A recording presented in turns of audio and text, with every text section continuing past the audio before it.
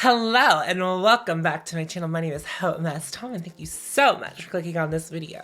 If you are new to my channel, hi! I would love to have you subscribe. I'm currently on a 6-month no-buy, so I'm being critical not only of my own makeup collection, but also things being released by makeup brands. We lean a little bit anti-consumerism here. Hit the subscribe button, hit that like button. Also, just know that I do also have a Patreon if you want to spend more time with me each month. I do release 3 videos on YouTube each week, but we'll do 2 additional on that Patreon, and those will be fun. I'll do like a little bit more vulnerable with you there, so like check that out if that's something you're interested in. All in the description box below. My Instagram's down there too. Go ahead, perceive me. Today we're gonna do an anti-haul. My anti-haul does not run like anti-hauls, I guess, were initially intended. They were started by Kimberly Clark, who is a drag performer. I will link her channel in the description box down below in case you're interested. She doesn't do anti-hauls anymore, but she is the originator of the language, and we must give our respects and propers. One, we're not buying any of these things because I am on a no-buy. But I will talk about things that I'm tempted by if I am tempted by anything, and I will talk about positive things as well as being critical. So I think it's okay to have that balance, but also know that I'm not gonna buy anything. But if there's something very beautiful that I like, I'm also going to say like, we don't need this because A, B, and C, but I think we can still compliment something and think something is good while also deciding not to buy it. And that is what we're doing. That's what the kind of anti-haul we're doing here. I use a myriad of Instagram accounts to get my information. Obviously Trend Mood 1, Makeup Release, Radar, Chic Profile Official, and I will sometimes use the Beauty News Gals Instagram. You're probably gonna see this, well, you'll see this makeup in other videos, but you'll probably also see this sweatshirt. It's early in the morning, it's before 9 a.m. and I've already recorded some videos. I just want to be comfy, and the sweatshirt is like way too big for me and comfy, and I'm just vibing, okay? And essentially what I'm just going to do is scroll through these and see if there's anything worth talking about. I guess it is worth knowing that I don't talk about ColourPop on my channel or Makeup Revolution or Morphe. So there will be releases that I will see, but I don't talk about them on my channel. I also don't talk about Jeffree Star, but different reasons. So the first thing that I have come across is Sephora is doing another sale. It is 20% off, and it's for everyone, from December 3rd to 12th. And then you also get 30% off Sephora collection. Let's talk about this, because I think this bothers me. It bothers me for a number of reasons. And if you didn't know this, I used to work at a Sephora store. I find myself being more and more critical of Sephora as I'm further and further away from my time there. If you want to hear my Sephora story, I did do a video on it. It's not like to criminalize or like be mean to Sephora. That's not it. It's more, I discussed my relationship with Sephora and why I left in like very great detail, and I think as balanced as I could be as someone who did, decide to leave the company. So it's not that I hate Sephora. I'm going to talk about why I want Sephora to be better.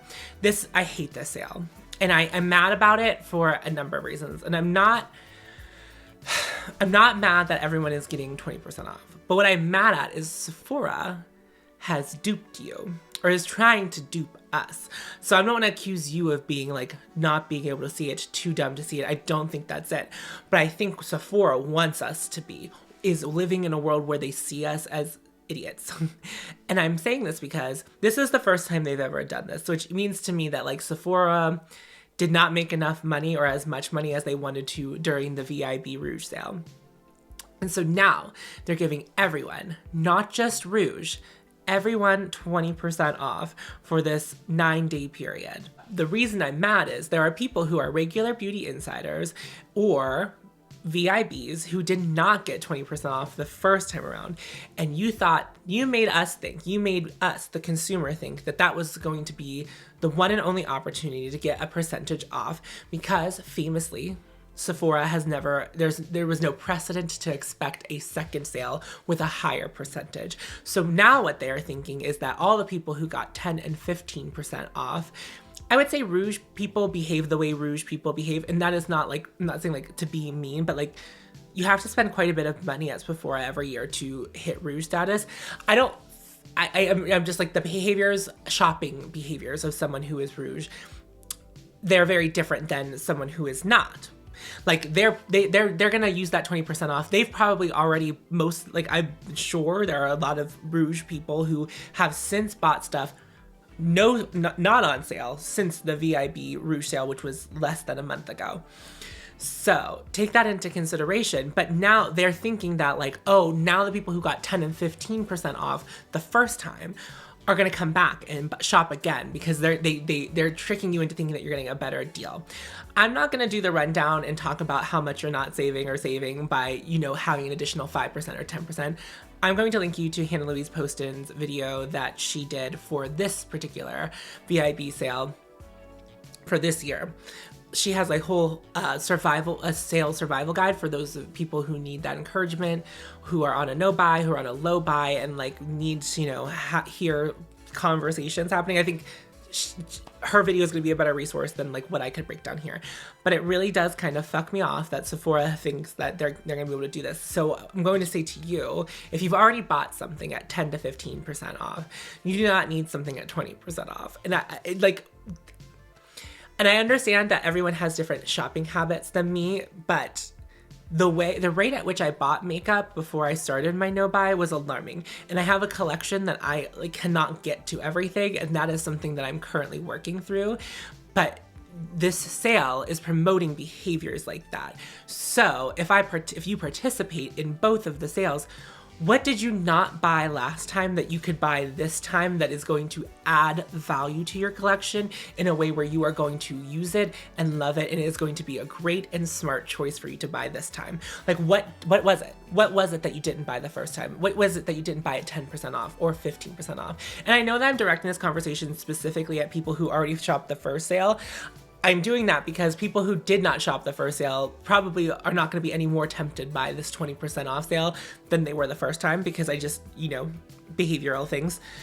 But there is nothing that you didn't buy the first time with your sale because you thought that was the only sale that you're going to buy this time that's going to add value to your collection in a way where you will use it and you will love it, and it will be something that's very worth you having. Finish this thought with, as Hannah says in her video, if you weren't willing to pay full price for it, what is $6, what is $10 off going to make the difference? It's not really, in the grand scheme of things, such a big difference to your wallet. Anyway, gonna leave that there. I'm not impressed. I'm really not impressed. Violet Voss is releasing 2 palettes. There's a mini sunflower eyeshadow palette, and then there's the I Rust You eyeshadow palette. But, well, okay, let's talk about the 10 pan one, the mini sunflower. I feel like we don't see often a lot of like yellow color stories, so I think that's actually pretty cool. You got some browns in there, you could really do something. It looks like an even matte shimmer ratio split. I'm now at the point in my makeup life where I would rather have more shimmers than mattes in my collection, but that's also because of the collection I already have. Anyway, I think that's actually very cute, and I don't hate this. I will let her live. And at $18, it's like not the most egregious pricing. However, the I Rust You palette does look a lot like other palettes of this format that Violet Voss has released. Now, the only Violet Voss shadows I've ever used are, I have the like bright, like the rainbow vibes, and I actually think that those shadows perform really well, but the way I use brights and the way I use neutrals are gonna be very different. Like there's a lot of packing on that I have to do whenever I'm using brights. It just is what it is, so I can get the full opacity of the shade. So I don't really know how I would use, like, I don't know how these perform. I've heard good things about Violet Voss. The other thing that, like, Violet Voss in general is suffering from like branding issues because their logo sucks and then their packaging also sucks. They want to be like a makeup artist's brand, I think, and then the way they package, it just feels chintzy. Like it doesn't feel like something that you should be able to buy at Sephora. It feels like a mid-tier brand you would buy online that only people who are in the know about. And I don't know. I'm not impressed with the I Rust You, but I don't mind the like gold, like the mini sunflower palette. So Sheglam is releasing 12 eyeshadow palettes. Okay, so I'm gonna throw the photo up that I see that I'm like currently looking at. This is a lot. So they're 8 pan palettes, and they seem to be attached to astrology in some manner, as brands seem to like to do. Let me start with a positive thing. I do think that the art on the packaging is very beautiful. So I think that that's alluring, that's intriguing. These are things that I think, like, if I didn't have my display this way I set up and I like wanted to use makeup for display, this is the kind of thing I would have behind me, because it's like very beautiful. It's very beautiful. Immediately I see monochrome, some of them, not all of them are monochrome, but the monochrome ones can miss me. Like, immediately remove those from the situation. And then I'm left with a few that have, like, I think are confused color story. I see one with like a lime green, a pink. I don't know. I've never used the Sheglam formula. This is not like something that I'm particularly interested in. I'm not intrigued by this. If I weren't on my no buy, I would not be intrigued by this. I think they're cute, and I think $6 is like a nice price, but if you buy all of them, it's still $72, and then you also have whatever 8 times 12 is, 96 eyeshadows. That's a lot of eyeshadows to bring into your collection all at once.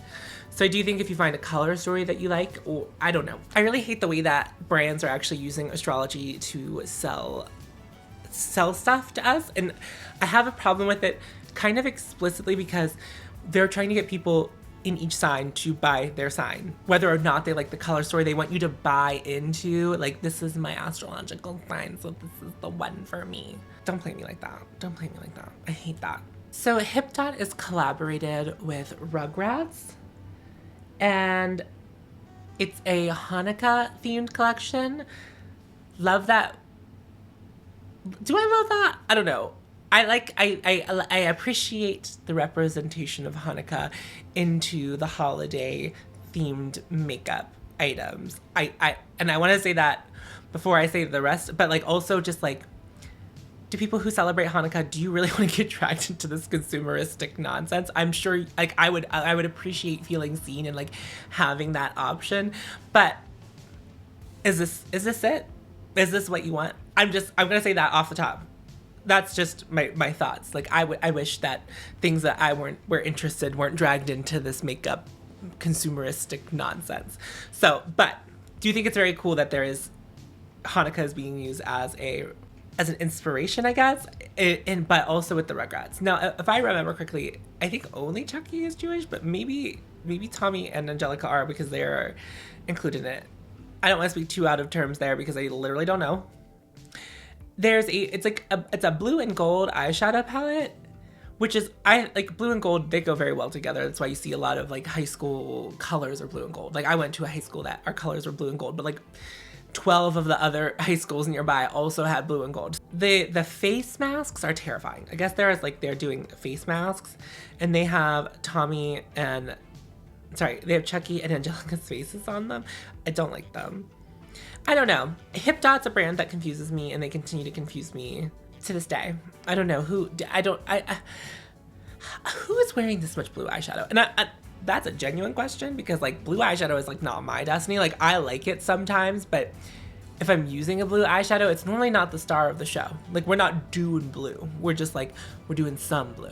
We're doing like a blue here, a little blue there. But I'm not doing like a blue look. Like, blue looks, that's not what I want. That's not what I like. So, curious as to who is wearing so much blue eyeshadow, because there are so many palettes that are like exclusively blue color stories. I just didn't know that we were all that interested in it. So Jouer is releasing a Radiant Translucent Soft Focus Hydrate and Set Powder. It's a soft, silky, translucent, pearlized, universal pressed powder that hydrates for comfortable wear and diffuses the look of imperfections for a blurred, radiant finish. Wear alone or over foundation or as a setting, and finishing powder with a luminizing finish. With hyaluronic acid, vitamin E, cruelty-free and vegan. I think I said cruelty vegan. $28, 20% of the proceeds go to UNICEF. Well, I think first things first. Just looking at this powder, I know that I'm going to have this up on the screen. It doesn't seem like a very universal shade, right? You can promise that things are translucent, but it's not the case. And I actually, coming out later this week, I'm going to have a video released called Battle of the Blurs, which is going to be the Pat McGrath blurring under eye powder versus my Chantecaille. Well, I guess I own both of them, but the Chantecaille blurring powder.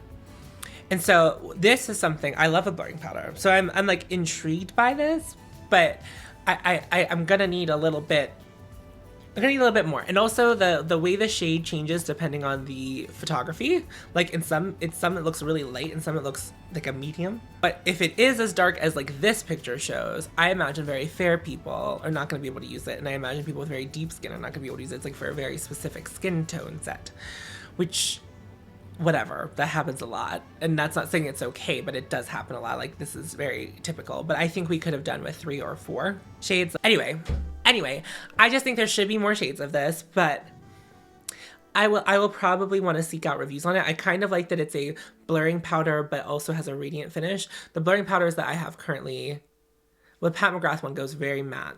The Chantecaille, I feel like leaves a more satin finish, and then this one looks like it's radiant.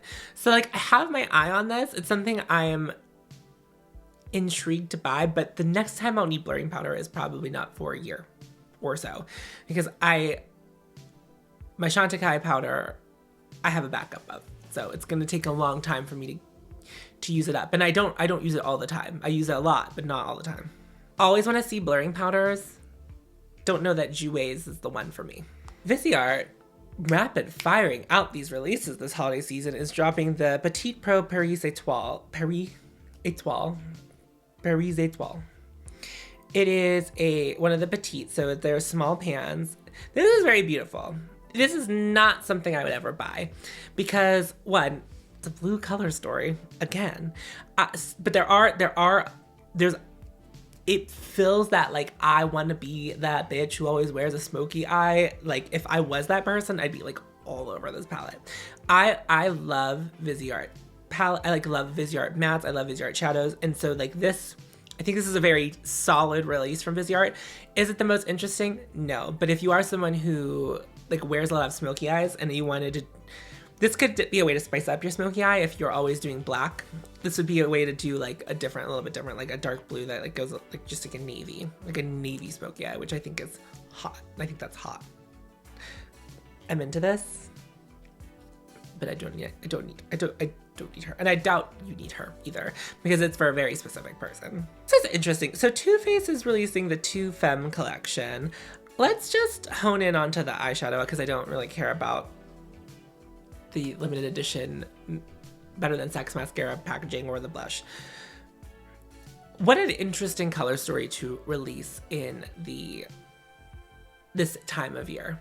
So I think because it's so opposite of everything else, like even just that Viseart palette we just looked at, this is like tonally so different.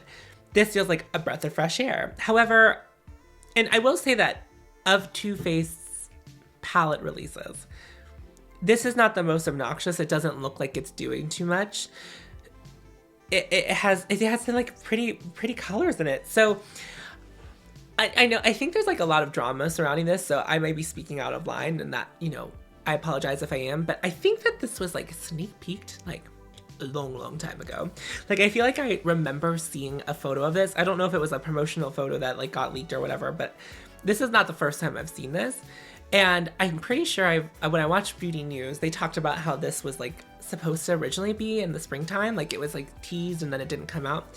So yeah, this does make far more sense as a spring release, but I think by releasing it while everything else is like dark, smoky, fall, autumn, winter, dark, releasing this is really setting them, they're a little bit standing out in the pack, right? Because it's like, oh wow, that's like, I wasn't expecting that. Like, not that it's not a color story that we would expect from Too Faced, but it definitely, it's hitting a little different just because of when it's hitting, not because of what it is or how the quality is. Too Faced is not a brand that I am like particularly interested in. However, they have a concealer I really like. So I know that Too Faced is capable. It's just unfortunate that Too Faced isn't always delivering, and their mixed branding that they do, like, are we sexy or are we for a younger demographic? So they can't seem to decide who their target demographic is, but it does seem like their quality leads itself to be like chintzy makeup most of the time, especially with limited edition releases. So Too Faced, not interested, but didn't hate seeing it. Didn't hate seeing that palette. I didn't hate seeing Too Faced. Glow Recipe is releasing the Hyaluronic Cream. Dewy Moisture Plump Hydrate and Balance. I have like, I've been slowly, quietly taking a personal stand against Glow Recipe. I think Glow Recipe uses way too much fragrance in their product. Like those, I don't think skincare should smell like that. And if skincare does have a scent, I guess I'm expecting it to be more clinical smelling. Or if I'm using like a natural item, expect it to smell more like herby. But like Plum is not a thing that I feel like my skincare should smell like, or like have a heavy smell at all. I like don't care for that. So Glow Recipe can mostly miss me. I'm not opposed to a hyaluronic cream. I'm wondering about the viscosity of it, like how thick is it? So that's something I'm curious about. There's not a lot here, just saying like coming soon to Sephora. There's not even a price, and Trendmood normally does a pretty good job of giving you the prices for things. So I think maybe I would be less bothered by Glow Recipe if it was priced lower, because it reads very chintzy, childlike. It's like kind of, in my opinion, like the Too Faced of skincare. It's like, and I know a lot of people really love Glow Recipe. People really have bought into Glow Recipe, and that's like, I'm not coming for you. If you like it and these products work for you, I'm very happy for you, but this can miss me. The way I feel about skincare and like what I want to spend money on in skincare is like very specific. So beyond, I think, not liking Glow Recipe, I'm sure whatever the price of this moisturizer is like not something I'd be interested in paying. Pharrell is releasing soap. I do feel that we are kind of hitting the point where we're like too close to holiday for like new holiday stuff to release. So I'm wondering like maybe another one of these videos wouldn't be warranted until the new year, but I'll keep my eyes peeled. Like if we start seeing a lot of new things that I'm interested in, I will hop on and make another one of these. But it is starting to feel like we're getting too close to the holiday season for it to really matter.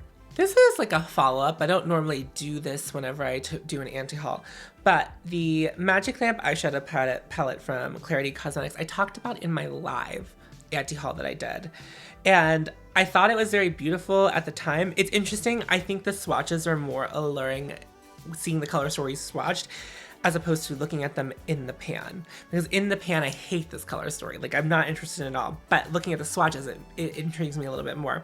So I guess I'm gonna revoke my interest in this. I didn't put it on I didn't like write it down anywhere that this is something I would wanna come back to, but I'm gonna report back that while initially intrigued, my intrigue has diminished for this particular item. Besame is releasing another compact. It's not one of the Disney ones. It's their Slim Travel Refillable Compact. It's $35. I have no idea how big it is, but like, let's not buy compacts from Besame. Can we just not do that? Okay. Well, I'm into like a luxury item or like thought of it, but I'm sure you could find some like really cool vintage compacts that might have that magnetic ability that you might be able to put pans the same size in. That would be much more fun and much more cool and unique to have, and probably not $35 and probably not $100. So consider that if you are on the market for a compact. And I mean, I don't know this to be true, but I'm gonna go ahead and say there's probably an Etsy seller who makes compacts specifically for different size pans that you could seek out and then support a smaller creator, a small independent business. So think about it. Pariah House Cosmetics is launching a Lunarly Unphased palette, and I just want to talk about the packaging, because I don't think that the product inside, like the swatches, look really pretty and very juicy, and you know, if you want these shimmers, more power to you. However, I hate the way they are packaged. This giant circular situation. Where are you storing this? How are you storing this? It's gonna be not fun. It's not fun. I would sooner buy this in singles and depot them and then just have them as singles. That would be what I would rather do. I don't know. It's $55, so I don't know this brand. I'm not talking about the quality. I just want to talk about the packaging. It's just so excessive and unnecessary and kind of ugly. And I understand we're trying to create things that stand out from the pack that make your item more alluring than someone else's item that is being showcased. However, why does it bigger? Bigger is just not the move. Make it more elegant. make it feel luxury, even if it isn't. I can tell you right now that this does not feel luxury. It just is like big for being big's sake. Lethal Cosmetics has released a eyeshadow palette of exclusively multi-chromes, and it is $146, or you could buy them for $16.50 each. I'm giving the USD pricing just so. Here's the deal. If you don't, I was like, so the Berlin collection that Lethal had just released had its first pressed multi-chrome in it. And now they have now released a palette. And I think that the multi-chrome went over well, if I remember correctly. People said it was good. Here's the thing.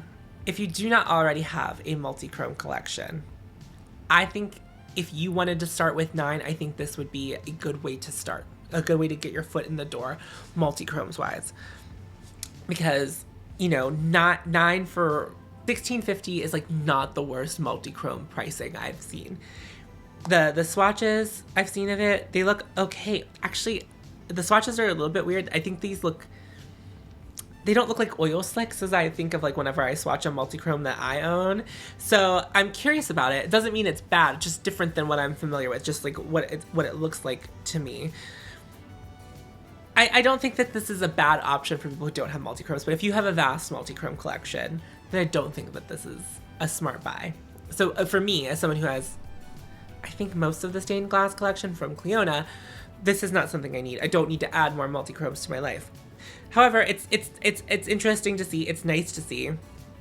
I would also say, take a look at those shades. Are they all something that you would be interested in your putting eye? Or are you only interested in the frosty ones? Or are you only interested in the deep ones? Does it make sense for you to just buy a couple of the multi-chromes singles, as opposed to buying this whole palette? Just think about it, break it down, take a look. You know, I also think that if I were to start my multi-chrome collection again, I would probably buy like a couple shadows from a couple different brands to test the formula, feel the texture, be able to apply them. And then once I knew my favorite formula out of those, then continue to grow my collection. If I found one that I really was in love with, then I would just continue to buy those shadows, that brand of shadows. But I still wouldn't overdo it, only because whenever other brands release multi-chromes and you want to try formulas, if you already have so many shades, then there's no new shades for you to buy, and so then you're going to be doubling down on shades just to try different formulas. So that's not something I'm interested in. Just travel cautiously. I know multi-chromes are exciting and fun and gorgeous. Don't go too ham, because if you have so many, then you don't know what to use, because that's the problem I'm finding myself in. This is the first time Devinah Cosmetics has really sung to me. They are releasing, what is this particular, their Moonscapes collection. And they are the ones that are like in the big, they are the ones I'm gonna have on the screen. These look so shiny and beautiful. I'm like obsessed with them. I wanna buy one. Now, I wanna buy one. So like, I'm putting this on my list. I don't know if I've like explicitly mentioned this, but I do have a list going of things that I was interested in during my no buy that I didn't buy, obviously.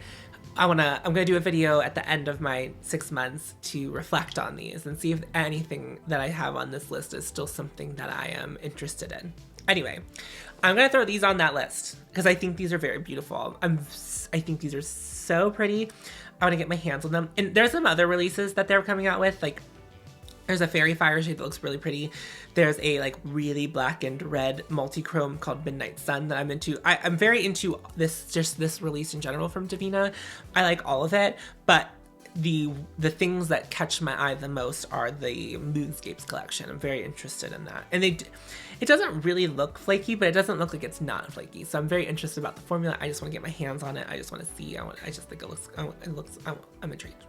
I perused some more through all of the accounts I typically look through, and it doesn't seem to me that there's anything else of interest for me to talk about. So I'm gonna wrap things up here. If you are new here and you had fun spending time anti-hauling with me, I would love to have you subscribe to my channel. Make sure you go ahead and like this video.